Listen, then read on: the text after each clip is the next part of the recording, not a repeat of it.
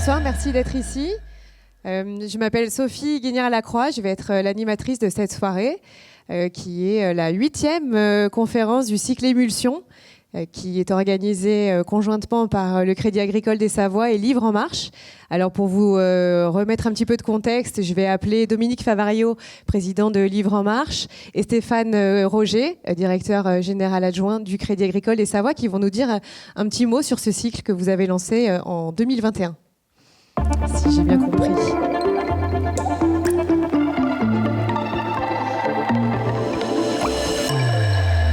J'attends la fin du jingle, sinon on ne s'entend plus. Bonsoir Stéphane Roger. Alors expliquez-nous d'où vient ce cycle qui a déjà 3 ans, hein, c'est ça Fin 21. Troisième année. Alors quels sont les enjeux pour vos clients, pour le Crédit Agricole des Savoies? Alors c'est en effet la 8e conférence Émulsion. L'objectif, c'est de s'engager sur des sujets qui sont structurants, qui sont de dimension sociétale et environnementale. On se sent légitime pour mener ce type d'action parce qu'on a un plan RSE qui s'est développé, puis beaucoup d'actions sur le territoire. Et l'ambition, je pense que c'est partagé totalement avec Livre en Marche, et Dominique en parlera mieux que moi, c'est de stimuler la réflexion, d'échanger, d'accompagner les transitions. Donc aujourd'hui, on est plutôt sur une transition humaine, mais on a eu beaucoup de conférences sur les transitions environnementales. Et c'est en lien vraiment avec notre engagement, qui est aussi dans notre ADN mutualiste, de créer du lien. Et d'ailleurs, on créera du lien dans cette conférence, mais aussi après, autour du buffet. Donc le thème d'aujourd'hui, c'est l'égalité entre les femmes et les hommes, qui est un sujet qui nous préoccupe, en interne aussi. On cherche beaucoup de leviers d'action, au-delà des lois et des textes législatifs qui ne résolvent pas tout, bien au contraire. Et donc, on aura un éclairage très éclairant, c'est le cas de le dire, de Bertrand et de Fabienne. Voilà, je vous souhaite une très bonne conférence, et j'excuse notre président et notre directeur général qui d'habitude lancent ce type de conférence, mais qui sont retenus ce soir sur Paris. Vous faites ça très bien. Et je remplace les deux, vous voyez. C'est ça, on est tous les deux remplaçants, donc on est solidaires. Dominique Favario, président de Livre en Marche, où certains d'entre vous étaient peut-être ce week-end.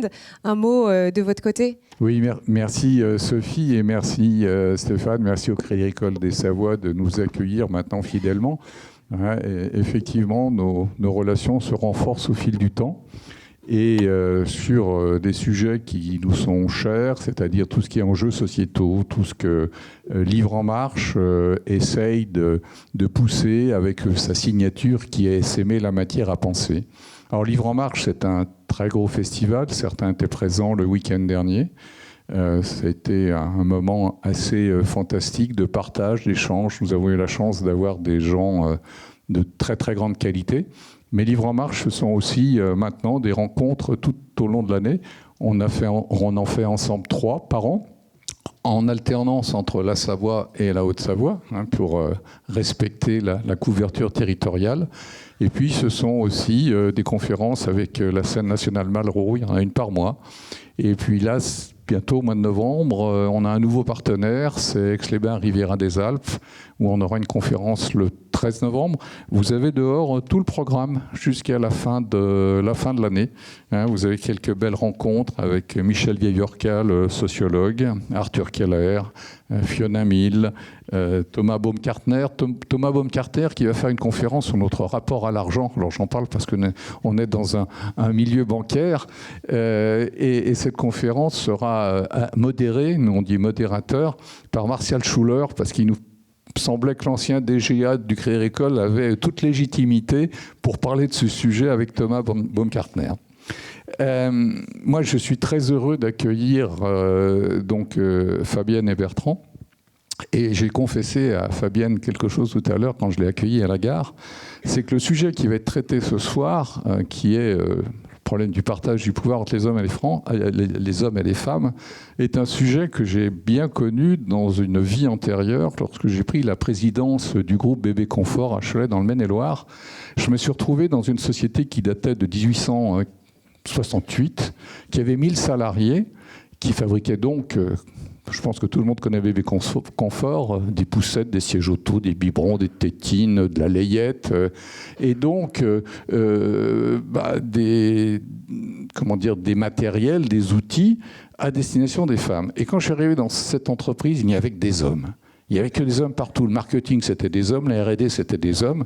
Et là, j'ai dit non, ça, c'est pas possible. Si on veut être capable de s'adresser à nos clientes, il faut faire entrer des femmes.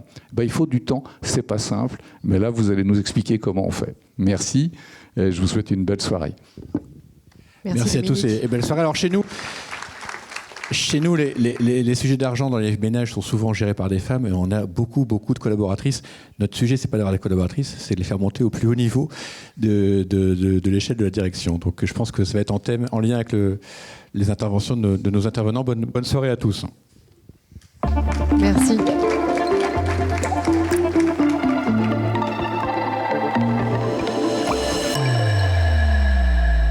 Je vais maintenant appeler nos deux intervenants de la soirée, Fabienne Alamelou-Michaille et Bertrand Badré, qui me rejoignent pour parler de ce sujet ô combien brûlant. Mettez-vous là, moi je me mets sur le place. Il faut bien l'allumer tout à l'heure, apparemment, il affiche juste pas. Alors Fabienne, on va commencer par vous. Je ne sais pas si c'est un enjeu, s'il faut parler de ça. Fabienne, donc vous avez commencé votre carrière chez LVMH. Pendant 10 ans, vous avez occupé des postes de direction, notamment en marketing, si je ne me trompe pas. Ensuite, vous pourrez peut-être nous raconter ce parcours, mais vous avez repris des études de théologie. Ce qui est pas commun et pas forcément attendu. Et puis, depuis quelques années, depuis assez peu de temps, vous avez monté un cabinet qui accompagne des entreprises, plutôt des grosses entreprises du CAC 40, dans la féminisation de leurs instances dirigeantes. Donc, évidemment, on en parlera. Bertrand Badré, vous avez été directeur financier du Crédit Agricole, avant d'être directeur financier de la concurrence, de la Société Générale, et puis de la Banque mondiale à Washington. Et depuis combien de temps vous êtes rentré à Paris depuis ? Je suis rentré à Paris depuis bientôt 3 ans, mais c'est à Washington, après mon passage à la direction générale de la Banque mondiale, que j'ai créé Blue Like an Orange. Alors, procédé mnémotechnique simple, je dors avec mon écharpe orange pour que les gens n'oublient pas, que j'ai créé Blue Like an Orange, qui est un fonds d'investissement dans le développement durable, dans les pays émergents en développement, donc Amérique latine, Afrique et j'espère bientôt Asie. Et qui aujourd'hui est basé à Paris et Washington. Il est basé, j'ai des équipes à São Paulo, à Mexico, à Washington, à Paris. Donc il est basé, voilà. Il est basé. Bon, très bien. Et donc ensemble, vous avez coécrit cet ouvrage. Je sais pas, alors il sera évidemment à la sortie dédicacé. Des hommes et des femmes et des hommes, pardon, le pouvoir en partage. Et c'est un ouvrage alors évidemment, il y en a quelques-uns des ouvrages déjà qui se sont attaqués à ce sujet de l'égalité des genres. Et alors vous avez quand même un prisme tout à fait intéressant qui est d'abord de revenir un petit peu à la source, d'essayer d'abord de comprendre pourquoi depuis la nuit des temps, finalement, le pouvoir est quand même très majoritairement concentré dans les mains des hommes, en allant voir du côté de l'histoire des religions et puis évidemment de l'éducation. Donc ça, c'est un petit peu la valeur ajoutée. La première valeur ajoutée, c'est ça, c'est d'essayer de dire, OK, avant de faire le constat, déjà d'où ça vient, parce que comprendre aussi d'où viennent les blocages permettent probablement de les débloquer, enfin, en tout cas de mieux les adresser. Ensuite, vous dressez le constat un petit peu de la situation actuelle, dont on penserait qu'elle est quand même bien meilleure qu'il y a quelques temps. On pourrait presque penser qu'on est arrivé, mais non, vous nous dites, on n'est encore pas tout à fait là. Et puis, évidemment, l'idée, c'est, dans un troisième temps, de partager des pistes pour accélérer encore une meilleure répartition du pouvoir, et pas seulement pour une question d'égalité, mais parce que c'est urgent et que, vous le direz mieux que moi, si on veut faire face à tous les enjeux auxquels nous faisons face actuellement, il est absolument impératif de mobiliser toutes les forces en présence. Donc avant de lancer les échanges, j'ai bricolé une petite vidéo pour nous mettre un petit peu dans l'ambiance. Je propose de la regarder et puis d'embrayer là-dessus. Un mot sur, vous en avez évoqué, sur la parité dans vos instances, justement. Vous dites une de mes priorités pour ce MEDEF nouveau, mais au sein de votre bureau exécutif, on compte 2 femmes sur 17 membres. C'est en fait, en gros, faites ce que je dis, mais pas ce que je fais. Alors, partons des chiffres. Aujourd'hui, vous avez sur les SARL à peu près 30% de femmes dirigeantes. Dans les SA, SAS, c'est 17%. Et sur le CAC, c'est 4%. On a un premier problème est-ce qu'il y a assez de femmes dirigeantes? Bon. Après, au MEDEF... Et votre réponse, c'est... Quand je suis arrivé... Non, et pas simplement pour des questions, d'ailleurs, pour répondre à ça, de politiquement correct ou d'affichage. Non, parce qu'on perd en efficacité. On se prive de la moitié de la planète, enfin de la planète en l'occurrence des Français ou des dirigeants français en termes de talent. Ou dans les milieux où il y a vraiment le pouvoir, il n'y a pas de femmes. Dans la finance, c'est infinitésimal, c'est marginal. D'ailleurs, les féministes m'ont beaucoup amusé en 2008. Elles ont dit s'il y avait eu des femmes dans la finance, il n'y aurait pas eu la crise. Donc, on ne peut pas dire tout et tout le contraire de tout. Donc, vous voyez, mais parce que je pense qu'il y a un lien. Alors là, on remonte à la nuit des temps entre le pouvoir et la virilité. Je pense que, en fait, les hommes ont inventé le pouvoir. Mais ça vous inquiète, rassurez-moi. C'est-à-dire que le pouvoir ne doit pas rester seulement dans la main des hommes. Bien sûr que si, sinon il se dilapide. Les femmes sont les régentes. C'est dans l'histoire de France, ça a toujours été comme ça. Oui, mais il faut le partager. Elles ne n'expriment pas le pouvoir. Elles n'incarnent pas le pouvoir. C'est comme ça. Je vous dis, le pouvoir s'évapore dès qu'elles arrivent. Attention, il y a des exceptions. Hein, comprenez bien ce que je dis. Je parle de dominant, de domination, c'est-à-dire du féminin et du masculin. Ça serait plus exact de dire comme ça. Le masculin est lié au pouvoir. Il peut y avoir des femmes qui exercent un pouvoir. Parce qu'elles ont des valeurs masculines. Voilà, exactement. C'est plus précis de le dire comme ça. Et quand le féminin domine... les valeurs féminines, elles sont incompatibles avec le pouvoir. Elles sont incompatibles avec, oui, l'incarnation du pouvoir. Female leaders. They don't have all the skills, all the qualities, granted. But look around you. They tend to have the qualities that are especially beneficial in times of geopolitical tensions. One study in particular finds that they are especially good at thinking holistically, managing complexity, and embracing cooperation, attributes that are ideal when it comes to trade negotiations. I have my way of putting it out. Forgive me. Fewer testosterones, smaller ego. That helps. Je suis à leur côté. J'ai pris mes fonctions en m'engageant à garantir la parité homme-femme au sein des Nations Unies. Nous y sommes parvenus aux échelons supérieurs et sommes en bonne voie pour le faire à travers l'ensemble du système des Nations Unies. Car l'égalité des genres n'est pas un problème. L'égalité des genres est la solution. L'égalité, ce n'est pas une faveur faite aux femmes, mais une condition fondamentale pour assurer un meilleur avenir pour tous. But while I may be the first woman in this office, I will not be the last. Je voulais finir sur ce vœu pieux de Kamala Harris à la Maison-Blanche. On l'espère, ou peut-être pas, enfin, je ne sais pas. Je ne veux pas prendre la parole pour tout le monde, mais pour ce débat, en tout cas, ce serait un beau symbole.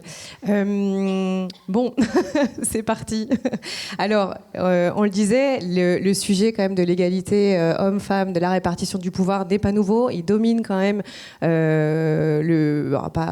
que ça, mais le débat public, et notamment, il accapare quand même beaucoup d'énergie dans les entreprises, notamment depuis qu'il y a les lois qui s'en sont mêlées et les histoires de quotas.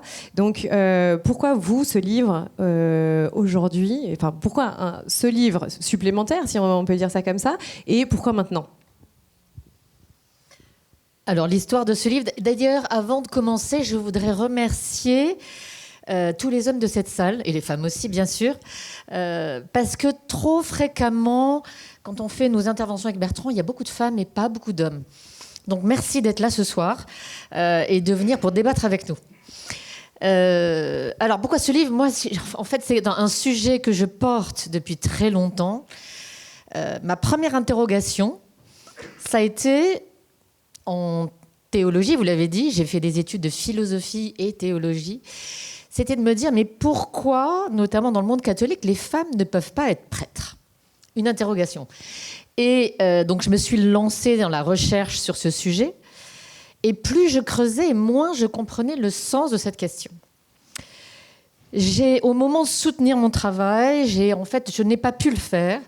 Sous le coup, on le raconte dans le livre, sous le coup d'une interdiction un peu compliquée. Vous verrez tous les éléments dans le livre. qui interdit les personnes de prendre la parole en public sur le sujet. Or, comme la soutenance était publique, l'université, au dernier moment, m'a demandé de ne pas soutenir mon travail, qui avait été un travail de plus de 3 années. Et pour moi, en fait, il y a une vraie question derrière, c'est la question des femmes et du pouvoir. Et particulièrement, pourquoi les religions ? Parce que on considère avec Bertrand qu'il y a beaucoup de choses qui se sont formées à partir des convictions, de la foi des personnes, et qui continuent aujourd'hui de conditionner les représentations. Et donc s'attaquer à ce sujet, c'est parti d'une impossibilité de le faire dans un univers, et en même temps de se dire, mais finalement, ça a peut-être du sens de le faire d'une manière plus large et sociétale, en analysant cette question du pouvoir dans les religions, mais aussi en entreprise et dans le monde économique. J'avais rencontré Bertrand à l'occasion de mon premier livre, et je suis allée le voir en lui disant, Bertrand, est-ce que tu ne voudrais pas qu'on écrive ensemble là-dedans ? Parce que moi, c'est vrai que mes domaines, c'est plutôt les religions et le monde économique. J'ai fait une école de commerce, j'ai travaillé chez LVMH, j'ai fait du business.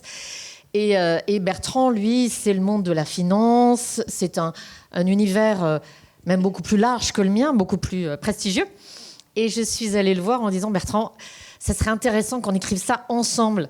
Parce que le sujet des femmes, c'est pas juste un sujet de femmes, mais c'est un sujet de femmes et d'hommes. Ça nous concerne, en fait. Et tu as dit tout de suite oui, quand même, hein ? Je vais te laisser la parole. Merci. J'ai dit oui, mais... oui, parce que c'est vrai que mes ouvrages précédents traitaient plutôt des questions financières, de développement, de géopolitique, géoéconomie, etc. Mais en même temps, dans toutes mes responsabilités à la fois managériales, y compris au Crédit Agricole, mais aussi presque politiques, comme directeur général de la Banque mondiale et représentant de la Banque mondiale dans tous les forums type G7, G20, etc., j'ai pris conscience de ce que Geoffroy Roux de Bézieux appelait tout à l'heure.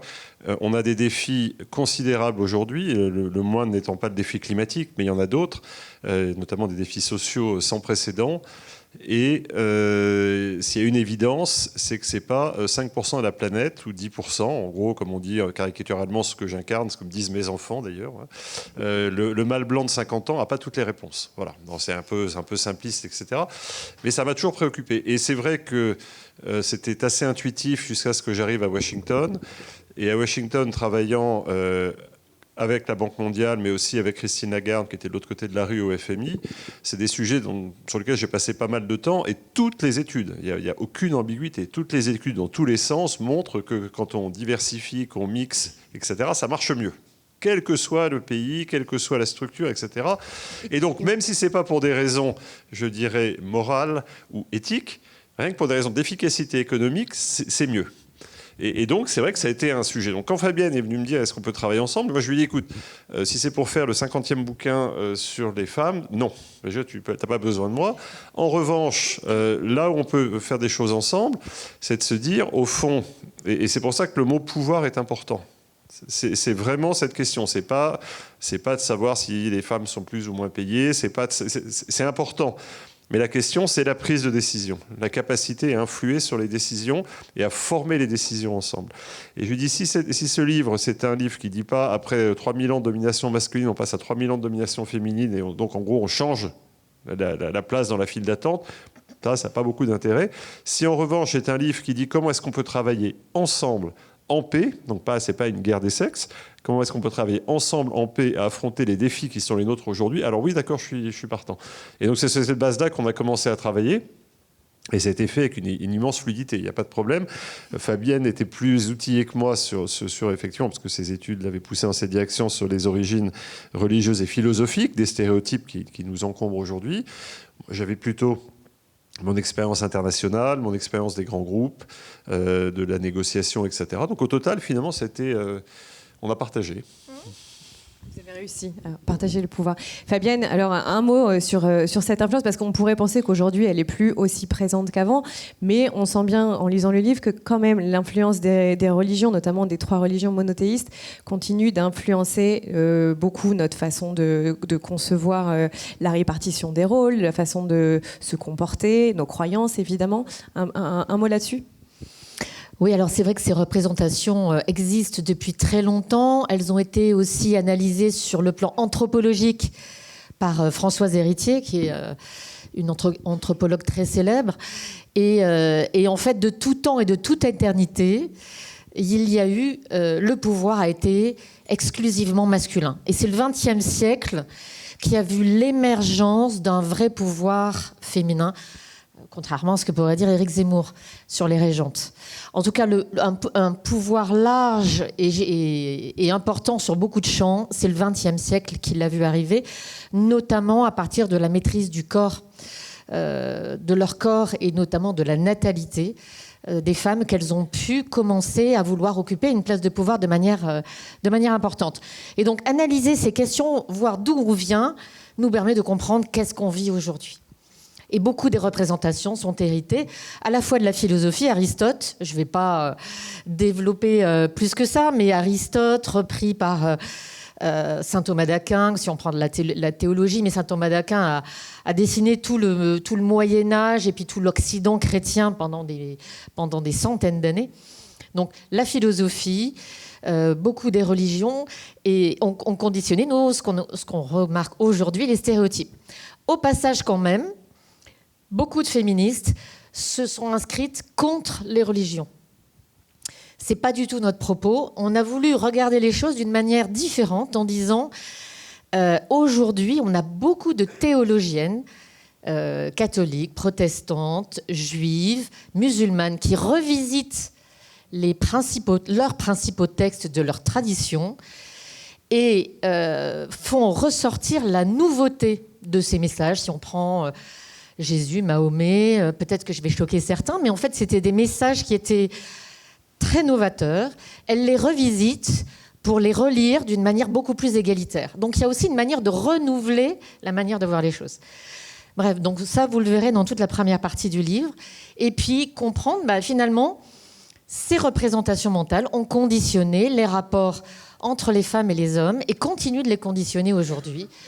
Clairement, les femmes sont douées pour prendre soin, pour s'occuper d'eux. C'est pour ça qu'on les trouve de manière très large en médecine, sur toutes les professions du soin, sur toutes les professions qu'on appelle du care, prendre soin des autres, alors que les hommes sont plus dans des sphères de pouvoir classiques, ou classiquement considérées comme masculines, comme l'argent et d'autres sphères de pouvoir, sécurité et autres. Donc voilà, c'était revisiter ça, revisiter les stéréotypes, et puis se dire, mais en fait, finalement, où est-ce qu'on en est entre la répartition de ce qu'on pourrait dire qui pourrait être de l'inné, et puis quelle est la part de l'acquis. Et en revisitant les religions, on revisite cette part d'acquis qui conditionne nos stéréotypes. Mais je pense que ce qui est important dans ce que tu dis, c'est en fait, en relisant les textes d'origine, en tout cas des grandes religions monothéistes, on s'aperçoit que les textes d'origine sont assez émancipateurs en réalité, mais qui se sont inscrits dans une réalité socio-historique. C'est-à-dire que, pour prendre l'Église catholique, elle est née au 1er siècle après Jésus-Christ dans l'Empire romain, héritier d'une tradition philosophique grecque. Et donc, d'une certaine manière, ceux qui ont construit l'Église autour de là se sont inscrits dans un contexte et ont tiré la lecture dans un certain sens. Et on peut faire exactement la même lecture des différentes religions. Et donc, ce n'est pas forcément un travail de déconstruction, mais c'est un retour à l'appel émancipateur initial qui montre qu'au fond, il ne faut pas rester prisonnier d'une lecture qui s'est imposée et qui domine encore aujourd'hui. Et voilà, et c'est un renouvellement. En fait, c'est quelque chose, justement, un regard nouveau qui revivifie et revisite ces éléments. Oui, il y a une phrase que j'avais surlignée donc dans la partie qui s'intéresse à l'islam. Cette personne qui disait, qui est une médecin, hein, c'est ça, et qui disait, ma grand-mère m'interdisait de questionner, de poser certaines questions. Et quand je lui demandais pourquoi, elle me répondait, je ne sais pas, mais c'est interdit. Vous, ce que vous dites, c'est qu'il est quand même temps de questionner. En fait, on a pris ça pour des textes sacrés avec une lecture possible, et pendant très longtemps, ça suffit. Le féminisme a un petit peu permis cette émancipation-là des textes et puis surtout cette remise en question, c'est cette manière de questionner ce qui a toujours été et de dire non mais déjà pourquoi. Et d'ailleurs c'est pas forcément le féminisme, hein, ces femmes-là sont pas, donc on a interrogé des grosses pointures dans le domaine. C'est pas forcément des féministes, mais c'est des personnes qui veulent justement réhabiliter avec un regard nouveau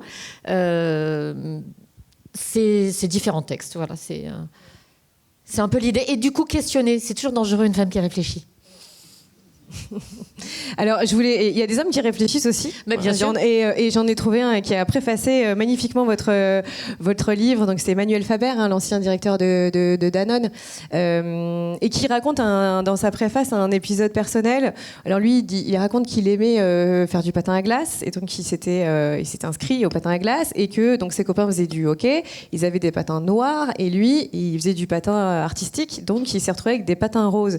Et c'est intéressant parce qu'on entend souvent ça avec les filles c'est rose, etc. Mais les garçons aussi, en fait, souffrent des stéréotypes. On comprend bien que c'est pas simplement une histoire de femmes, c'est pas seulement les femmes qui sont enfermées dans un rôle et dans des attentes, mais les hommes aussi. Et c'est bien là que tout le problème réside. Donc, est-ce qu'on peut parler un petit peu des stéréotypes dans l'éducation qui remontent à, comme vous le dites, à la naissance, en fait. On s'adresse pas de la même manière à un petit garçon qu'à une petite fille, sans y réfléchir, de manière totalement inconsciente. Alors, d'ailleurs, c'est intéressant parce que je vais juste vous citer une expérience qu'on fait donc, chez Lead Together quand on accompagne des comex sur la sensibilisation aux stéréotypes. Là, je vous le dévoile un peu. Généralement, on ne le dit pas trop parce qu'on est assez content. On a travaillé avec des chercheurs justement sur ces sujets. Et on montre une vidéo d'un bébé de 18 mois. Et on prend 2 groupes. On dit à un groupe, voilà, s'appelle Gaspard, ce petit garçon. 18 mois, il est habillé en petit garçon. Et on va vous demander de qualifier son comportement par des adjectifs. Et on prend une deuxième partie donc, du groupe ou du comex et on leur dit, ben voilà, c'est une petite fille, elle s'appelle Clémence. Donc, elle est avec une jolie robe à smock un peu rose. Et on leur dit, ben voilà, qualifier son comportement. Et alors, c'est très intéressant et c'est pour montrer à quel point on est tous piégés, mais nous inclus, hein. C'est qu'on ne manque pas pour la petite fille de dire, ah ben, elle est mignonne, ah ben, elle est concentrée, elle est attentionnée, elle est... Et quand la même petite fille, parce qu'en fait c'est une fille qu'on utilise dans nos vidéos, elle est habillée en Gaspard, tout d'un coup il est un peu plus aventurier, il prend des risques, il est un peu plus turbulent, alors que c'est la même vidéo.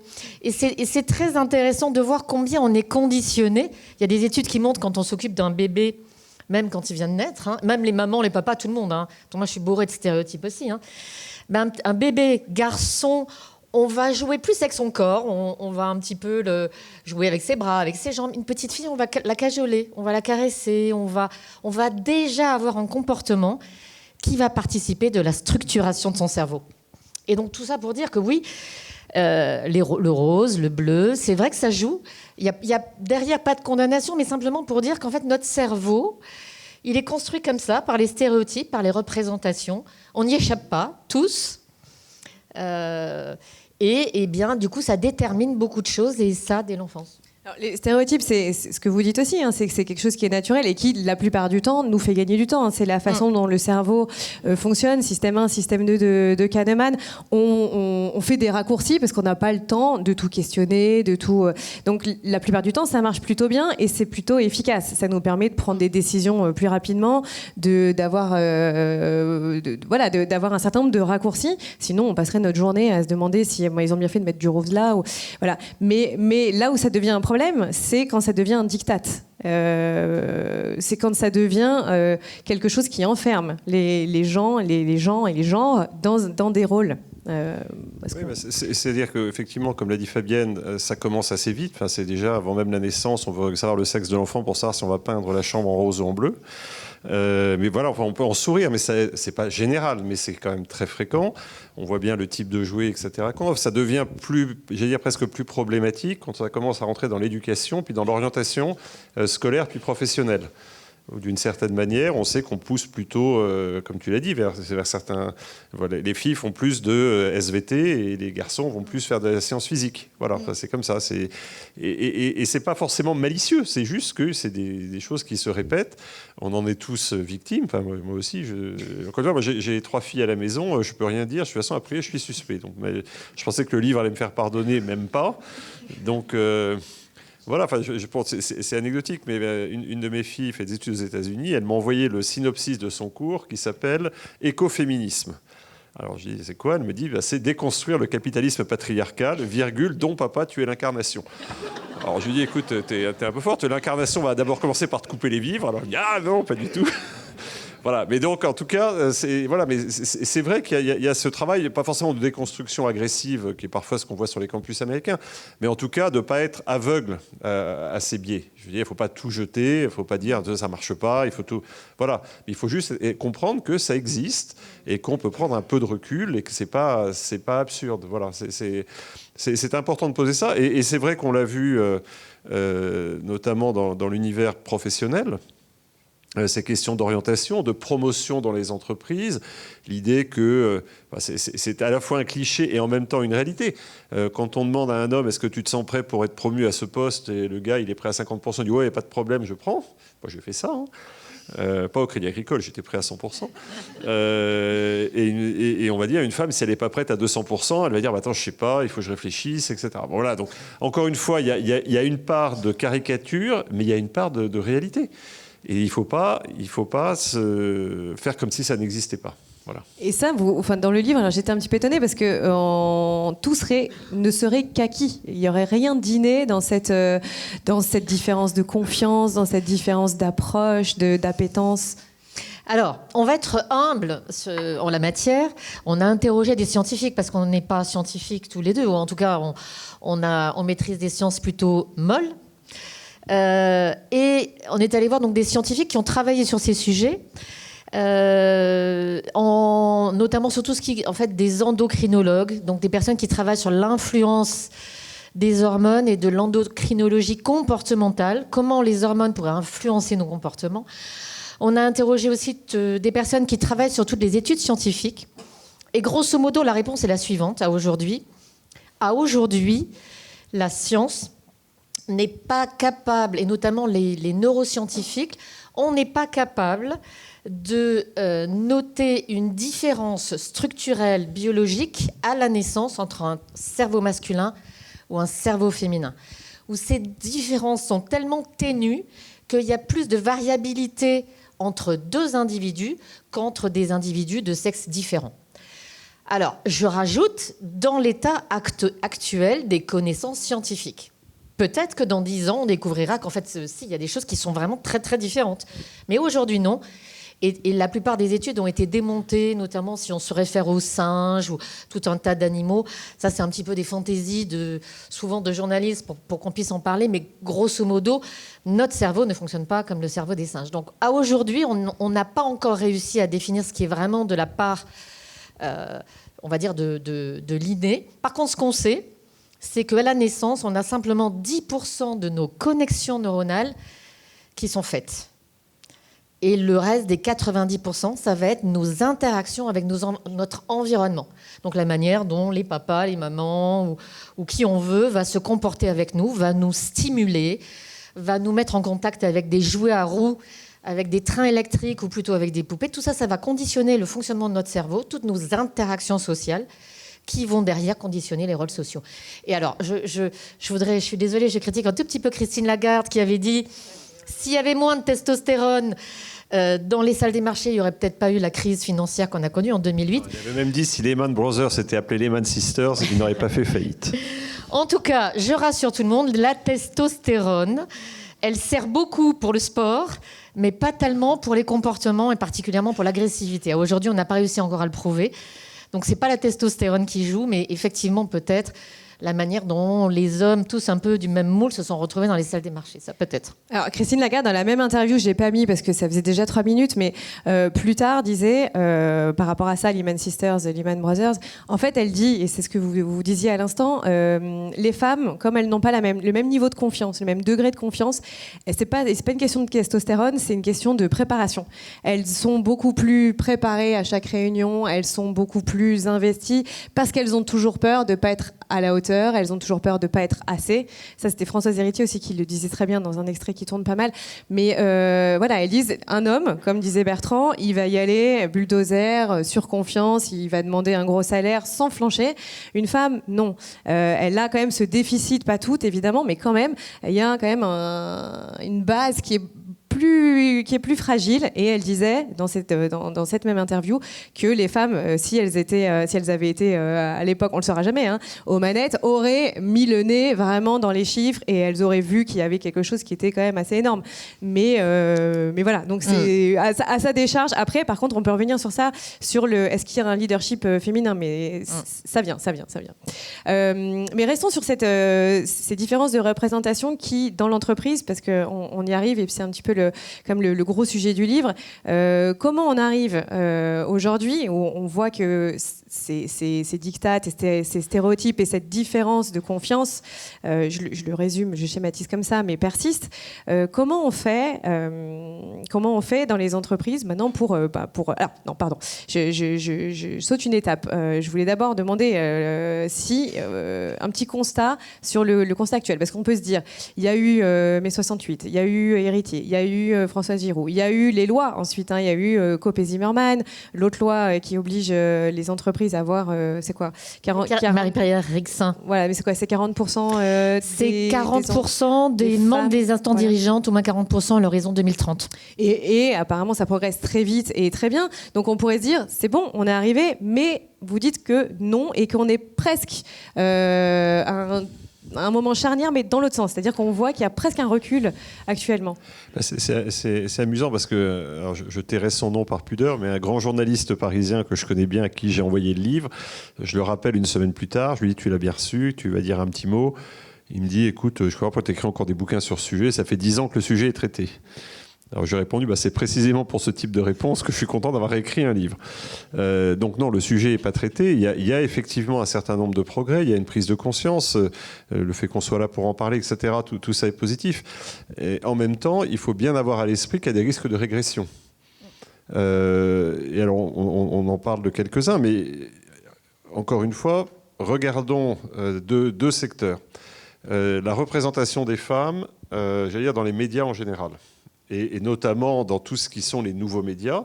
On cite, mais les études sont les mêmes chaque année, dans les 200 vidéos YouTube les plus vues, dans la très très très grande majorité, je ne dis pas, c'est pas 51-49, c'est des pourcentages beaucoup plus élevés, la femme est instrumentalisée, chosifiée, juniorisée, minorisée, utilisée, etc. Enfin, c'est vraiment ça l'image de la femme qui se reproduit à l'infini dans un certain nombre de représentations auxquelles les plus jeunes ont accès. D'où d'ailleurs, quand on interroge les jeunes, des comportements, des réponses à des questions sur le rôle de la femme qui ne sont pas celles que nos générations, ou les plus anciennes, ont pu avoir. Donc on a vraiment un risque de régression. Et le deuxième risque, au-delà de la représentation publique, c'est la technologie. Et alors d'abord parce que c'est un secteur, on y consacre d'ailleurs une partie de la réflexion, c'est un secteur qui est très largement masculin, pour toute une série de raisons, peut-être en partie parce qu'on ne pousse pas des femmes dans cette direction au moment de l'orientation scolaire. Donc c'est plutôt des gens qui font des études scientifiques dures et qui vont dans ces sujets-là. Donc la technologie est pensée par des hommes. Et surtout, la technologie, elle imprime dans le dur un certain nombre de choses. Enfin, tous les algorithmes, quand un algorithme est fait, qu'il est reproduit à l'infini avec un biais, le biais est reproduit à l'infini. Et il se répète. Et donc, on a ce double risque de représentation, je dirais presque, encore une fois, médiatique, visuelle, perceptive, et puis de beaucoup plus insidieux, toute une série de représentations et d'organisations de la société qui se font par le biais de la technologie et qui sont biaisées. Et donc tout ça contribue à, je ne dis pas qu'on est en régression, mais en tout cas il y a un risque de régression et il ne faut surtout pas considérer que c'est réglé. Enfin, c'est ce que j'ai dit à ce journaliste qui malheureusement n'a pas tenu compte. Mais voilà, en tout cas pour moi, on est vraiment à un moment où il faut être extrêmement vigilant. Oui. Et effectivement, la montée dans les réseaux sociaux, et on parle aussi du mouvement du masculinisme, qui n'est pas l'équivalent du féminisme, mais qui est en fait une vision dégradée des femmes et très régulièrement violente. C'est un mouvement qui reste très, très puissant. On commence à en parler un petit peu dans les médias. Et aujourd'hui, quand on regarde les grands influenceurs, ils ont donc essentiellement YouTube. Je pense à Thibaut InShape, par exemple. Et quand on regarde un peu les messages véhiculés par les influenceurs, mais aussi les influenceuses, qui suivent le mouvement qu'on appelle Tradwives, c'est-à-dire la femme traditionnelle dont le rôle est à la maison, commence à vraiment prendre du pouvoir sur tous ces nouveaux médias. Et donc, Bertrand, on a des filles du même âge. Et donc elles sont complètement, elles le disent, et elles disent que en fait elles voient cette vision dégradée, de plus en plus dégradée de la représentation féminine, où en fait une femme, elle-même, on voit dans des études notamment qui ont été faites par le HCE, donc le Haut Conseil à l'égalité entre les femmes et les hommes, qui montre que il y a même une progression chez les jeunes qui considèrent qu'en fait il est normal et que même les femmes le demandent d'avoir de la part de leur conjoint des attitudes violentes. Donc on voit même revenir des mouvements qui placent les femmes dans des situations extrêmement dévalorisantes et dangereuses. Donc d'un côté, on voit tous ces super mouvements qui travaillent sur justement réduire les violences sexistes et sexuelles, et par ailleurs, on voit aussi en même temps tout un mouvement, tout un pan de la société, et particulièrement des nouvelles générations qui véhiculent des images particulièrement complexes. On en parle un peu dans le livre, on l'aborde, mais depuis qu'on l'a écrit, ça s'est encore aggravé. Qu'est-ce que ça veut dire, ça, cette réaction? Est-ce que c'est parce qu'on est allé trop loin est-ce que le débat s'est hystérisé, c'est trop polarisé? Est-ce qu'il y a une peur de perte de repères? Comment on peut expliquer un tel recul? Moi, je voudrais vous dire merci d'être là ce soir, parce que c'est surtout le fait qu'en fait l'information maintenant, comme elle va très vite, on donne du prêt-à-penser, on donne du prêt-à-croire n'importe quoi, et donc on ne creuse pas suffisamment les sujets. On ne s'interroge pas suffisamment, on ne travaille pas, on ne lit pas assez. Et donc, du coup, on prend ce prêt-à-penser qu'on voit sur les réseaux et on s'arrête là. Et donc, du coup, ça rend en fait la pensée très binaire. Les hommes d'un côté, les femmes de l'autre, le bien, le mal. En fait, on voit tout en très, très binaire. Et on a perdu cette notion de complexité, chère à Edgar Morin et chère à beaucoup de penseurs, et on ne va pas creuser les sujets. Et j'aimerais bien qu'il y ait parmi vous des gens qui ne soient pas d'accord avec nous. Et ça veut dire qu'on est capable de débattre, et ça veut dire qu'on est capable de penser, de réfléchir. Mais malheureusement, le prêt-à-penser, les fake news, les trucs basiques, simples, qui font appel aux émotions et pas au néocortex, eh bien, ça marche bien. Et donc, voilà, ça va... Et pour rebondir sur ce que tu dis, c'est vrai qu'on est dans un monde où, effectivement, comme m'avait dit quelqu'un qui m'a interviewé pendant 3 heures, il me dit aujourd'hui, c'est 8 secondes ou 3 heures. Il n'y a rien entre les deux. Soit on passe vraiment du temps et on rentre dans le détail, soit il faut que ton message soit concentré en 8 secondes. Enfin, la petite capsule brute, quoi. Et donc, c'est vrai qu'il faut des messages, comme on dit dans la presse, des punchlines, des slogans, etc. Et c'est celui qui fait le plus de bruit. Moi, j'étais très frappé. J'ai été invité par le MEDEF, malheureusement, sans Fabienne, à la rentrée du MEDEF en septembre. Mais c'était intéressant. J'étais entre Sandrine Rousseau et Elisabeth Lévy. Je ne sais pas si vous voyez qui sont Sandrine Rousseau et Elisabeth Lévy. Et je pense que les deux ont un discours qui est plus sophistiqué que ça. Mais d'une certaine manière, le débat faisait en sorte que chacun était poussé dans sa caricature. Donc d'un côté, pour faire très court, Sandrine Rousseau, partant de manière plutôt en ligne avec nos thèses, plutôt assez confortable, puis finalement poussé par la dynamique, pas tellement par le journalisme, mais même par une espèce de dynamique, finit par dire que si le monde va mal depuis 3000 ans, c'est la faute des hommes. C'est un peu excessif. Je veux dire, c'est pas aussi simple que ça. Et de l'autre, Elisabeth Lévy expliquant qu'il faut laisser les familles tranquilles, que s'il y a des choses qui se passent dans les familles, il faut laisser dans les familles, et que d'arrêter d'investiguer ce qui se passe à l'intérieur des familles, les violences, etc. Et je pense qu'elle n'est pas aussi caricaturale que ça. Mais c'est vrai qu'on est dans un monde où finalement...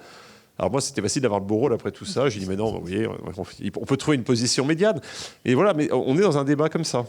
Et c'est vrai que ça n'aide pas, et c'est vrai que notamment tout l'environnement YouTube, où il faut faire des choses rapides, fortes, etc. C'est vrai que les thèses masculinistes, c'est un assez beau terreau pour ça, parce que vous faites des choses assez simples, des messages qui se répètent, des codes, j'ai presque dire des codes couleurs, des codes d'action, des machins qu'on attend. C'est assez prévisible et ça marche. Donc, il n'y a pas de filtre, parce qu'en fait, il y a le côté, il n'y a pas de modération, tout le monde se lâche. Et puis l'algorithme fait qu'en fait, c'est ça qui est poussé. Enfin, il y a un côté... C'est ça qui est terrible dans l'aspect technologique, c'est qu'une fois que ça marche de plus en plus. Mais ça, on le sait tous. Juste sur le MEDEF, parce que j'étais dans le public, et vous avez été victime, Fabienne, de quotas, parce qu'en fait, Bertrand, de mémoire, était le seul homme, donc en fait, je pense que c'est pour ça qu'ils ont invité Bertrand. Il y avait Jean-François Copé aussi. Il y avait Jean-François Copé, pardon. Mais je pense que du coup, ils avaient assez d'hommes, et enfin, voilà, il y avait 3 femmes et 2 hommes, ils vont dire. Voilà, il y avait une volonté d'équilibre, et voilà. Donc en fait, les hommes peuvent aussi bénéficier des quotas. Voilà. Et puis on est dans un monde, voilà, donc 3 filles. Pour elles, je suis pas assez féministe. Donc en fait, on est trop ou pas assez. Que si on est un peu dans la réflexion, dans la modération, au moins dans le fait de se dire, de voir les choses d'une manière un peu différente, un peu apaisée, on n'est pas à la mode. Et donc si toi, Bertrand, tu représentes le capitalisme masculin et archaïque, moi je représente les femmes qui, ont pas suffisamment milité. Et de fait, tous les podcasts féminin, je pense à un podcast qui s'appelle Les couilles sur la table, on n'est pas assez on n'est pas assez féministe. Moi, mes filles me disent toute la journée, ah ouais, moi j'ai mis mes ovaires sur la table. Mais je n'utilise pas ce langage, mais je suis pas assez féministe. Voilà, donc on est un peu dans ce moment où on aime bien les extrêmes.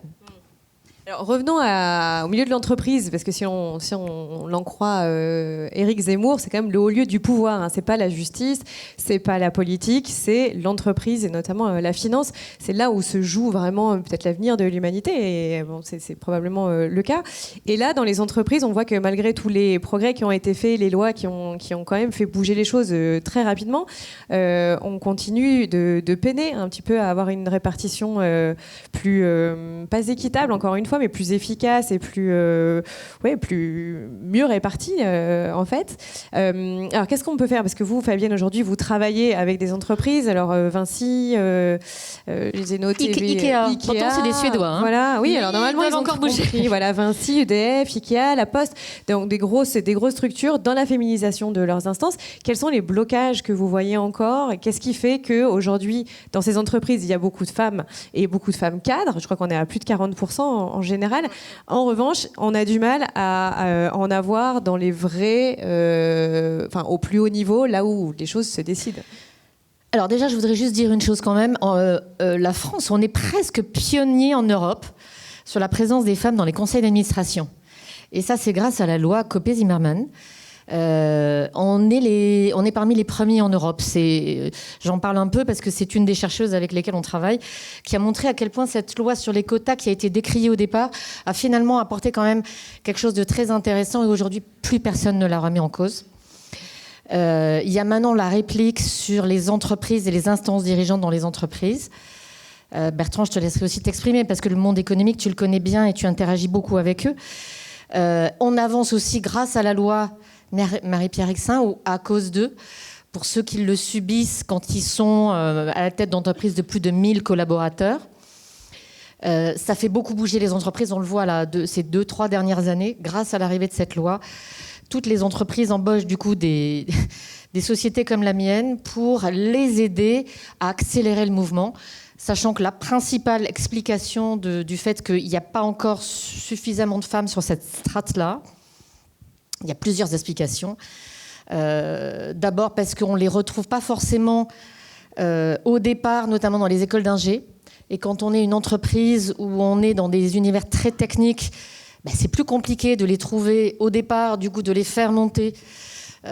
Ou alors si on les fait monter, on va les retrouver dans des secteurs juridiques comme marketing, RH, donc les métiers classiquement féminins, et ça va être plus compliqué pour les trouver dans des métiers opérationnels, de direction opérationnelle. Tout ça, encore une fois, c'est la question des stéréotypes.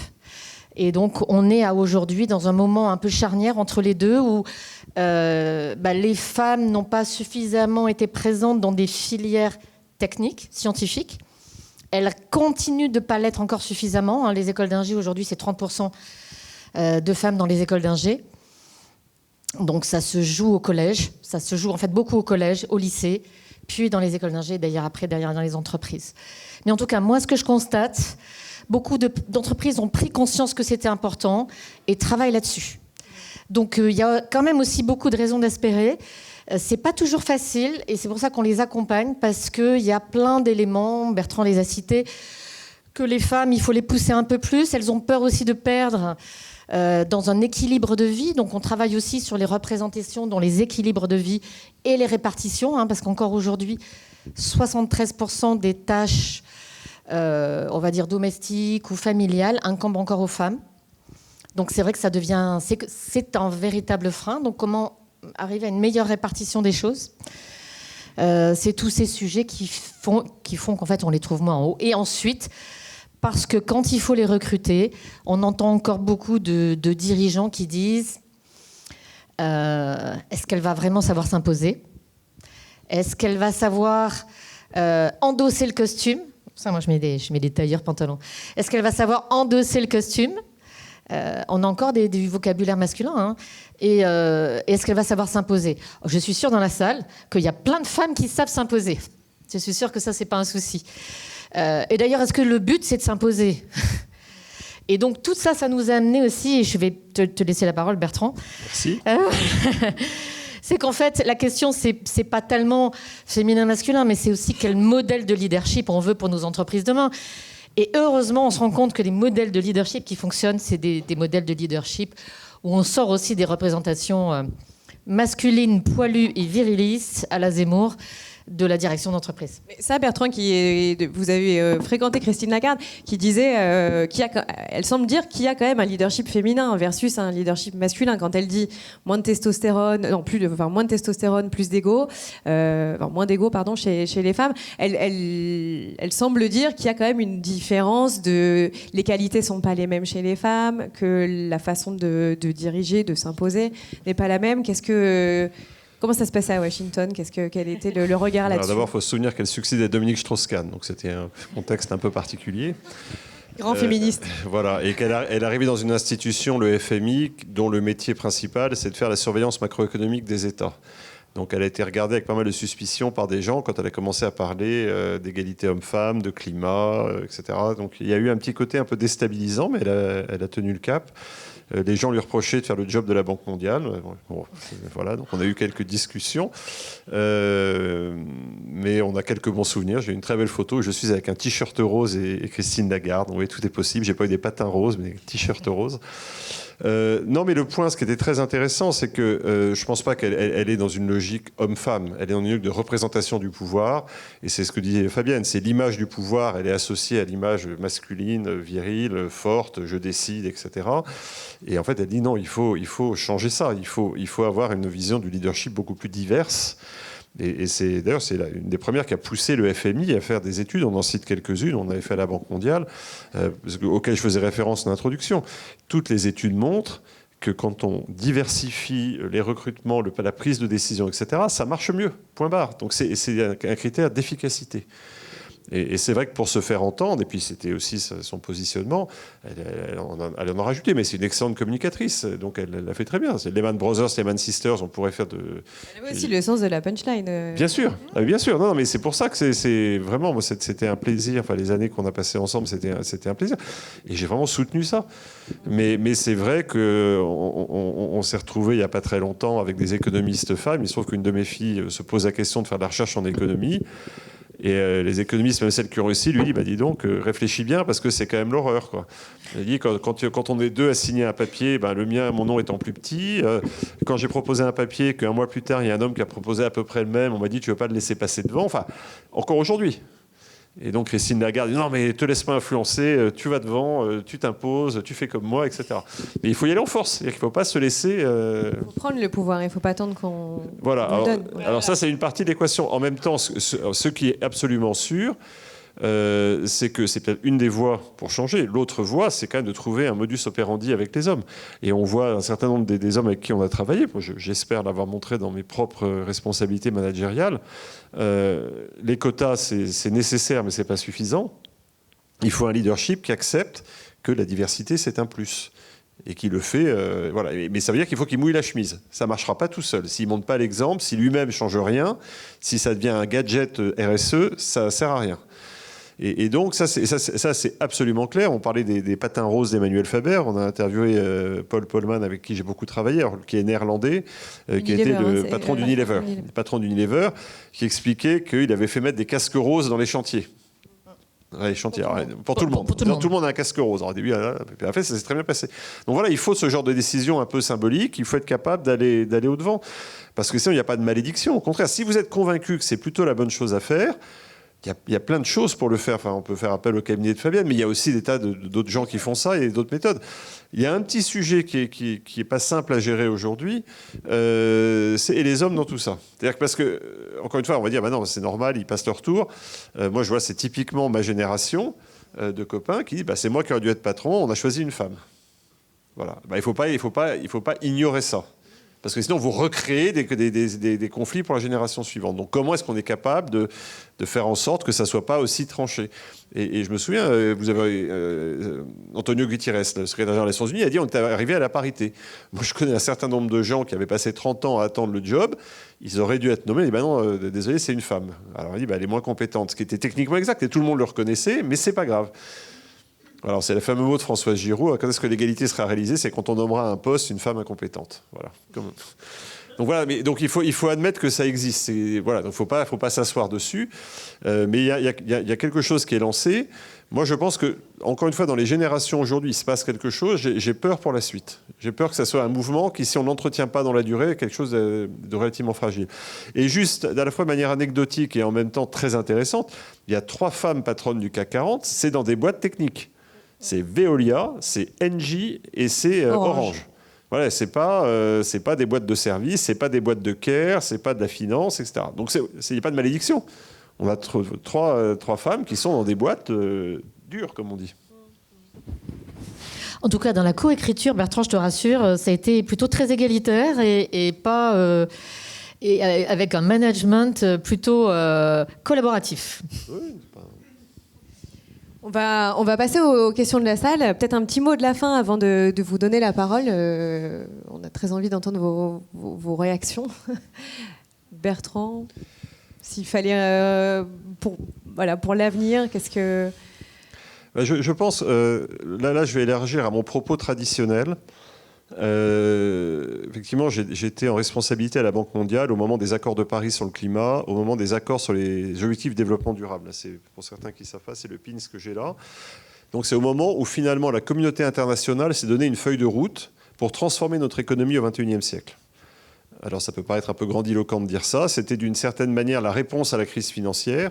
On a choisi collectivement, et tous les États ont signé, une économie qui soit plus durable, plus inclusive, plus résiliente. Bon, super, on fixe des objectifs, et puis derrière, on espère que ça va marcher. Ma conviction, elle était déjà vraie avant, elle est encore plus vraie depuis. On n'arrivera pas, et d'ailleurs la réalité, Guterres a dit l'année dernière, sur les 17 objectifs dont le climat, on est à 87% en marche arrière ou en retard. Donc en gros, on n'y est pas du tout. Et je pense que ces défis, ce n'est pas une mode, ces défis sont existentiels. Et on n'arrivera pas à traiter ces défis si, encore une fois, on ne s'appuie que sur une fraction de la population. C'est démontré partout. Et donc je crois qu'effectivement, la clé, c'est pour ça que notre titre est important, c'est bien de partager le pouvoir.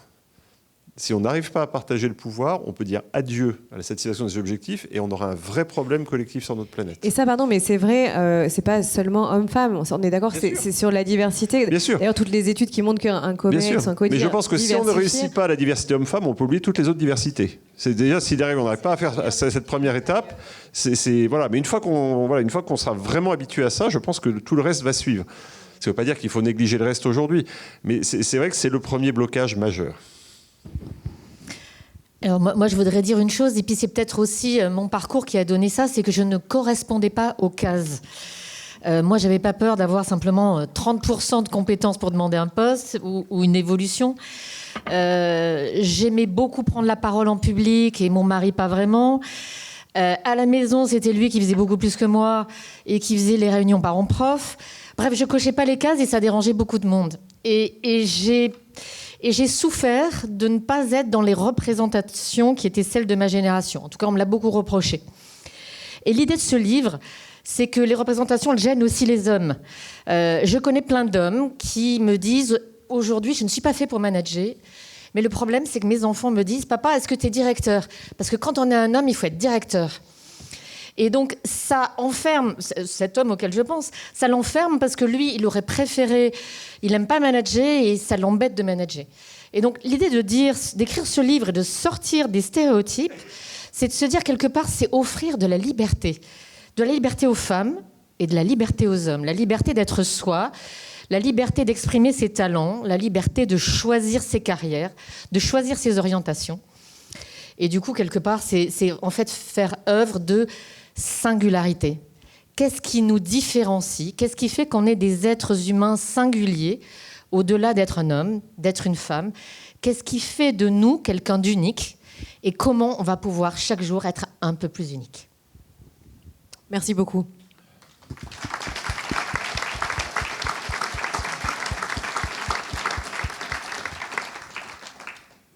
Alors, je ne crois pas qu'on fasse passer les micros, mais n'hésitez pas à lever la main et... Ah si, vous avez un micro, bah, parfait. Un homme.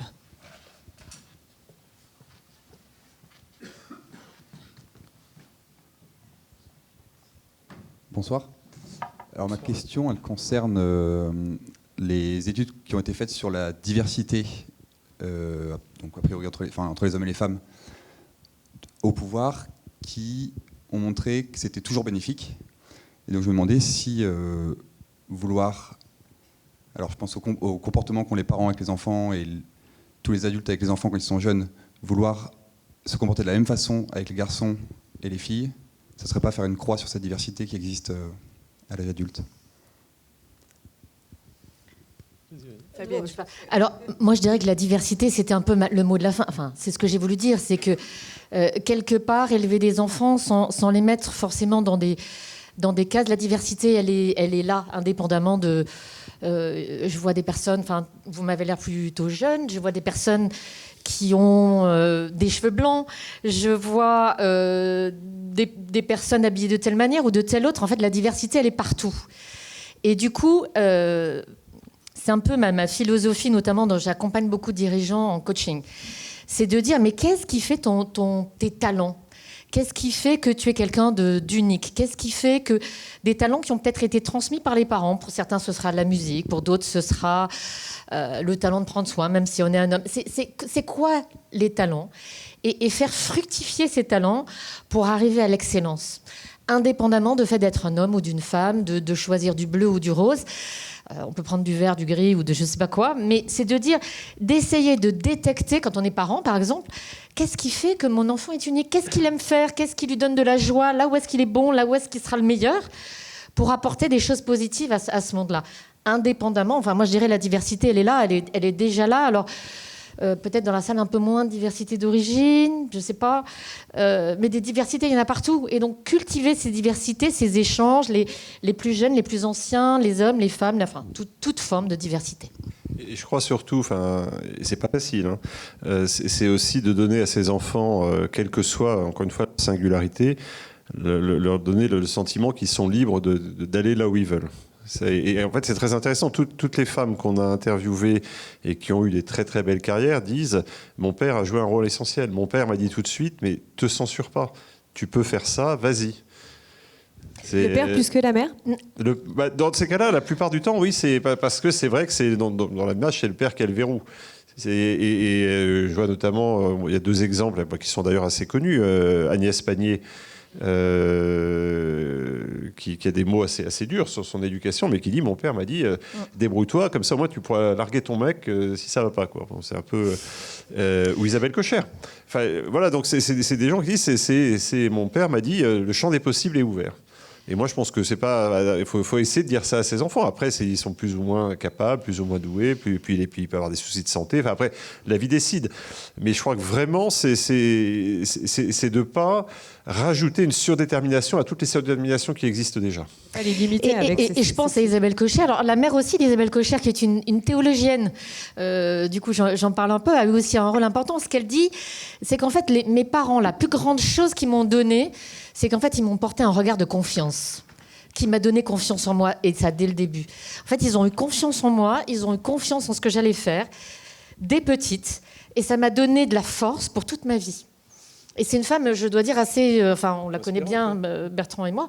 Et elle est assez étonnante, elle est assez incroyable. Elle n'a pas besoin de s'imposer par la manière forte, par de l'autoritarisme, mais elle a beaucoup d'autorité et elle a quelque chose d'unique qui a été transmis par les parents, un regard de confiance.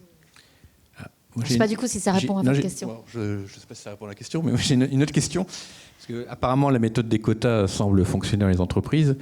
Et vous disiez que le problème remontait au niveau des écoles notamment. Est-ce qu'il ne faut pas mettre des quotas dans les écoles d'ingénieurs et de commerce, dans le sens inverse, parce qu'il y a peut-être plus de filles dans les écoles de commerce. Donc est-ce qu'il ne faudrait pas, dès les plus hauts niveaux d'éducation, se forcer à avoir 50% d'ingénieurs femmes et 50% de commerciaux hommes? Alors, pardon, vas-y. Je ne sais pas, mais en tout cas, je crois qu'il faudrait surtout sensibiliser les... je ne sais pas, il y a peut-être ici des membres de l'éducation nationale que je trouve c'est un métier formidable. Mais je reproche à certains, comme au prof de maths de ma fille qui était au lycée, qui s'est posé la question et qui a même aidé des copains qui étaient plus forts en maths, des copains qui sont rentrés à l'X après derrière. Et qui lui a dit, Marie, tu es très bonne en maths, mais tu sais, les filles, elles ont des problèmes de représentation dans l'espace, des objets dans l'espace. Or, c'est complètement faux. Mais moi, à l'époque, je ne le savais pas. Et du coup, ma fille, je sais qu'elle a fait Sciences Po après derrière, mais elle a été très déterminée par cette parole de la prof de maths. Et je crois que former un peu plus les enseignants, et je pense très très jeunes, à sortir des représentations et des paroles comme ça qui déterminent en partie des futurs, ce serait déjà pas mal. Non, je pense que ce n'est pas de même nature que les quotas dans l'entreprise. En revanche, je suis d'accord avec Fabienne, c'est vraiment ouvrir le champ des possibles à chaque étage. Je pense qu'il n'y a pas de surdétermination et qu'il y a une capacité, en montant les efforts très en amont dans le système, à ce qu'il y ait plus de filles candidates, plus de filles qui réussissent et plus de filles qui poursuivent. Je pense que les quotas, c'est un sujet quand même un peu explosif. Aujourd'hui, plus personne ne conteste Copé Zimmermann, mais ce qui est amusant, Anne-Marie Hydrac, qui était la première femme présidente de la SNCF, présidente de la RATP, explique qu'elle était contre les quotas. En disant, moi j'ai réussi sans quota, pourquoi est-ce qu'on met des quotas? Et d'ailleurs, tous les citoyens et les citoyennes sont égaux, etc. Donc je pense que si on commençait à mettre des quotas dans les écoles, on risquerait d'avoir ce qui est en train de se passer aux États-Unis sur l'affirmative action, en disant les gens font des procès, en disant mais moi j'ai une meilleure note. Enfin, je pense que c'est un sujet qui est très explosif et que le vrai travail de fond, c'est de remonter toute la chaîne pour qu'à tous les moments, on explique aux gens que le champ des possibles est ouvert et qu'il ne faut pas qu'ils se censurent.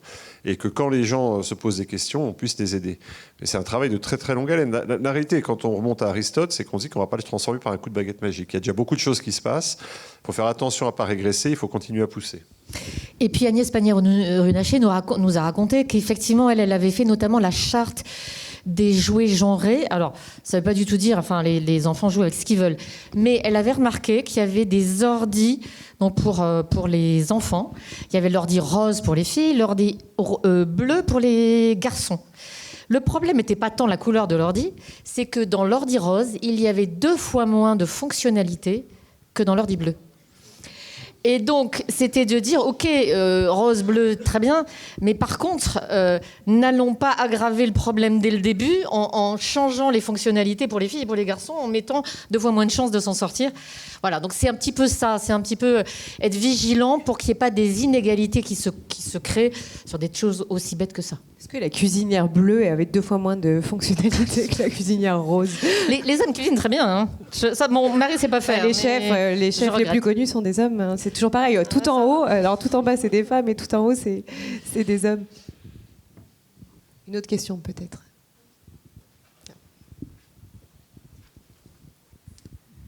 Bonsoir, merci beaucoup, c'est très intéressant. Moi j'ai une question parce que on a beaucoup parlé là des modèles des pays du Nord.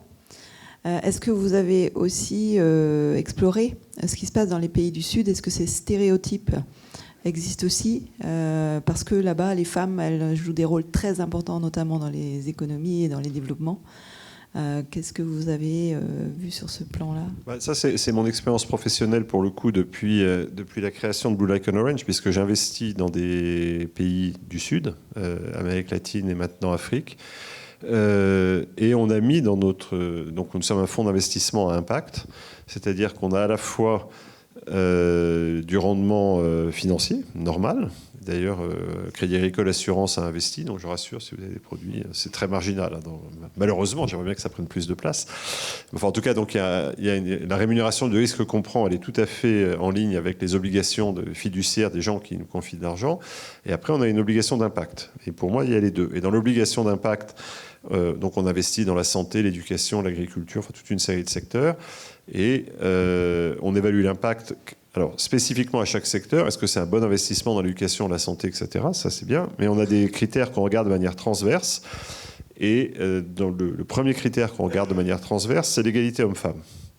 Pas seulement dans les instances de direction, mais aussi de la manière dont les femmes sont traitées comme clientes, comme fournisseurs, comme l'écosystème de l'entreprise.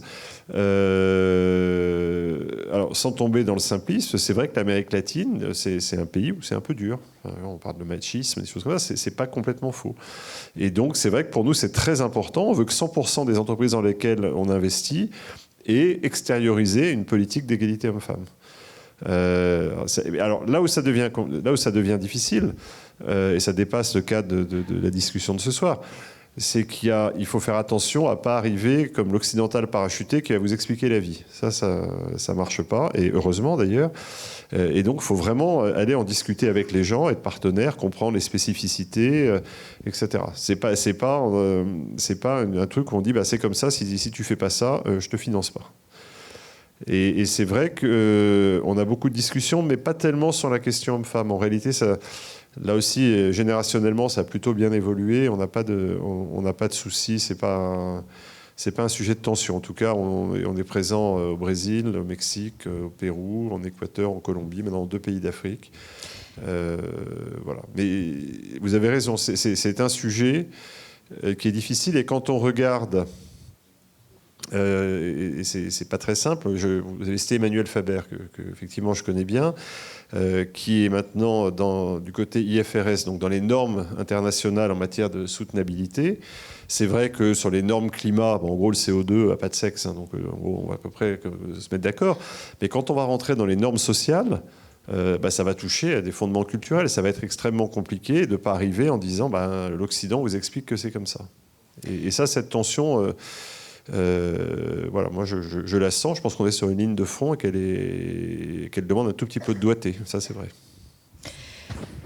Et on a interviewé Ariel Kitio-Tsamo, qui elle a monté une école de codage en Afrique et qui développe des écoles de codage pour les jeunes femmes et les jeunes filles.